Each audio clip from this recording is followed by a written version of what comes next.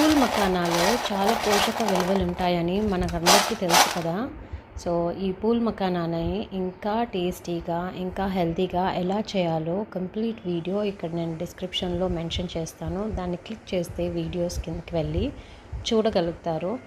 చాలా న్యూట్రిషియస్గా చాలా important ingredients use చేసి ఇంకా హెల్తీగా దీన్ని ఎలా తయారు చేయొచ్చో క్రంచీగా క్రిస్పీగా ఎప్పుడంటే అప్పుడు తినేలాగా పంటికి అతుక్కోకుండా ఎన్నో న్యూట్రిషనల్ వాల్యూస్ ఉన్న ఈ స్నాక్ని టేస్టీగా ఎలా చేయాలో ఒకసారి మొత్తం డీటెయిల్డ్గా వీడియో చూడండి.